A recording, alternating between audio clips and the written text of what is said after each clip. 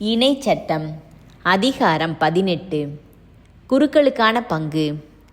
லேவிய குருக்களுக்கும் அனைத்து லேவிய குலத்தாருக்கும் இஸ்ரேல் மக்களிடையே பங்கும் சொத்துரிமையும் இல்லை.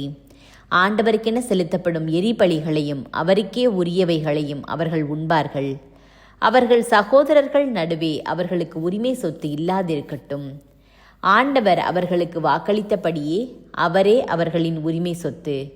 மக்களிடமிருந்து குருக்களுக்கு சேர வேண்டிய உரிமமாவது, பலியிட வருவோர் பலியிடப்படும் ஆடு மாடு இவற்றின் முன்னந்தொடை தாடைகள் இறைப்பை ஆகியவற்றை குருவுக்கு கொடுக்க வேண்டும்.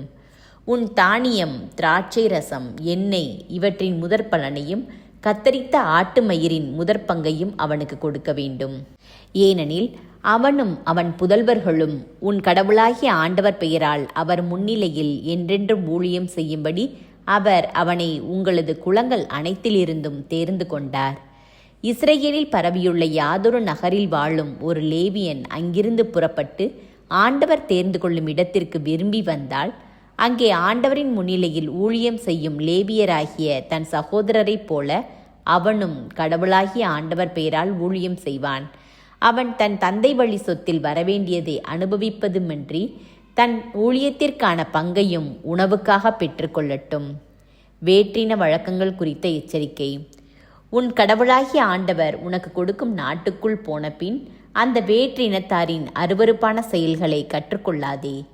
தன் புதல்வனை அல்லது புதல்வியை தீமிதிக்கச் செய்கிறவனும், குறி சொல்கிறவனும், நாள் பார்க்கிறவனும், சகுனங்களை நம்புகிறவனும், சூனியக்காரனும், மந்திரவாதியும், ஏவி விடுகிறவனும், மாயவித்தைக்காரனும், இறந்தவர்களிடம் குறி கேட்கிறவனும் உங்களிடையே இருத்தலாகாது. ஏனெனில் இவற்றையெல்லாம் செய்கிறவன் ஆண்டவருக்கு அருவருப்பானவன். இப்படிப்பட்ட அருவருப்பான செயல்களின் நிமித்தம் உன் கடவுளாகிய ஆண்டவர் உன் முன்னிலையில் நின்று அவனை துரத்தி விடுவார். கடவுளாகிய ஆண்டவருக்கு நீ முற்றிலும் உண்மையாயிரு. இறைவாக்கினரை அனுப்புவதற்கான உறுதிமொழி. ஏனெனில் நீ துரத்தி விடவிருக்கும் இந்த வேற்றினத்தார் குறி சொல்கிறவர்களுக்கும் நாள் பார்க்கிறவர்களுக்கும் செவி கொடுக்கிறார்கள். அவ்வாறு செயல்பட உன் கடவுளாகிய ஆண்டவர் உன்னை அனுமதிக்கவில்லை. கடவுளாகிய ஆண்டவர் உன் சகோதரர் நடுவினின்று என்னைப் போல் ஓர் இறைவாக்கினரை ஏற்படுத்துவார். நீ அவருக்கு செவி கொடு.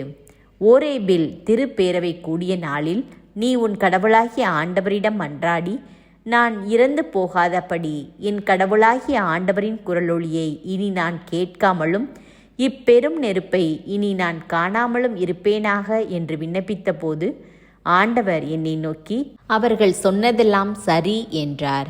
உன்னைப்போல் ஓர் இறைவாக்கினனை அவர்களுக்கு சகோதரர்களில் நின்று நான் அவர்களுக்காக ஏற்படுத்துவேன். என் வார்த்தையை அவனுடைய வாயில் வைப்பேன். நான் கட்டளையிடுவது அனைத்தையும் அவன் அவர்களுக்கு சொல்வான். என் பெயரால் அவன் சொல்லும் என் வார்த்தைகளுக்கு செவி கொடாதவனை நான் வேறறுப்பேன். ஆனால் ஓர் இறைவாக்கினன் எனது பெயரால் பேசுவதாக எண்ணிக்கொண்டு நான் அவனுக்கு கட்டளையிடாதவற்றை பேசினால் அல்லது வேற்று தெய்வங்களின் பெயரால் பேசினால் அந்த இறைவாக்கினன் சாவான்.